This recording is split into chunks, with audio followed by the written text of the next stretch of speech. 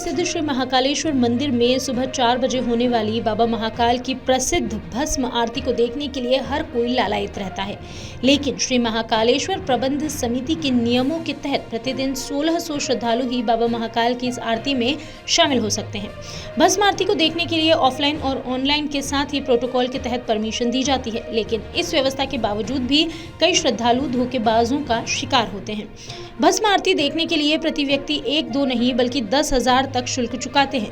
इस प्रकार की ठगी को रोकने के लिए आने वाले दिनों में श्री महाकालेश्वर प्रबंध समिति प्रयोग के तौर पर एक नई व्यवस्था लागू करने वाली है, जिसके तहत अब बाबा महाकाल की भस्म आरती देखने जाने वाले श्रद्धालुओं की कलाई पर रेडियो फ्रीक्वेंसी आइडेंटिफिकेशन बैंड बांधा जाएगा, जिससे ऐसे श्रद्धालुओं की पहचान आसानी से की जा सकेगी जो कि बिना परमिशन के भस्म आरती में शामिल हुए हैं। बता दें कि इस नई व्यवस्था की जानकारी देते हुए श्री महाकालेश्वर प्रबंध समिति के प्रशासक गणेश धाकड़ ने बताया कि भस्म आरती के नाम पर हो रही ठगी पर रोक लगाने के लिए यह नई व्यवस्था लागू की जाने वाली है, जिसके तहत अब बाबा महाकाल की भस्म आरती देखने पहुंचने वाले श्रद्धालुओं को मुख्य द्वार से परमिशन दिखाकर जैसे ही एंट्री मिलेगी, वैसे ही उनके हाथों पर रेडियो फ्रीक्वेंसी आइडेंटिफिकेशन बैंड बांध दिया जाएगा।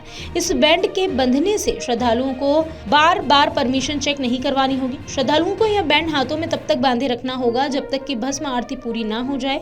बताया गया कि नई दर्शन व्यवस्था के तहत जहां भस्म आरती में शामिल होने वाले श्रद्धालुओं के हाथों में बैंड बांधा जाएगा, वहीं यह बैंड फ्लिप बैरियर से भी अटैच होगा। श्रद्धालु जैसे ही हाथों में बंधे इस बैंड को बैरियर पर लगे स्कैनर से स्कैन करेंगे, वैसे ही गेट खुल जाएगा। याद रहे, ऐसी व्यवस्था वर्तमान में मेट्रो स्टेशन और एयरपोर्ट पर है। भस्म आरती के नाम पर लगातार धोखेबाज बाबा महाकाल के भोले भाले भक्तों को ठग रहे थे। इसे देखकर पिछले काफी समय से इस प्रकार की नई व्यवस्था को लागू करने की तैयारी की जा रही थी। बताया जा रहा है कि इस नई व्यवस्था से भस्म आरती के नाम पर होने वाली ठगी बंद हो सकेगी। जैसा कि आप लोगों को विदित होगा कि समय समय पर भस्म आरती में अनाधिकृत लोगों के प्रवेश की शिकायतें मिल रही हैं। फर्जीवाड़े की भी शिकायतें लगातार मंदिर प्रशासन को प्राप्त हो रही थी।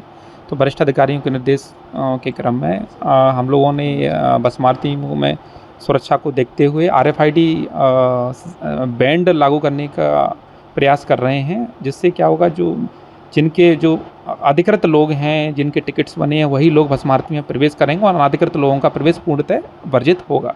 अभी हमने दोनों विकल्पों पर विचार कर रहे हैं और जिस प्रकार से टिकट्स हम कुछ काउंटर बनाएंगे जहां टिकट चेक होते हैं, जैसे वो टिकट देंगे तो RFID बैंड जारी हो जाएगा, उनके हाथ में उनको बांध दिया जाएगा। उसके बाद कई जगह जो चेकिंग होती है तो उससे भी मुक्ति मिलेगी और कोशिश करेंगे यूज़ एंड थ्रो रखें इसको, ताकि उसका दुरुपयोग ना हो सके। अगर आप ये वीडियो YouTube पर देख रहे हैं तो हमारे चैनल को सब्सक्राइब करें और बेल आइकन को दबाना ना भूलें। अगर आप Facebook पर ये वीडियो देख रहे हैं तो हमारे पेज को लाइक करें।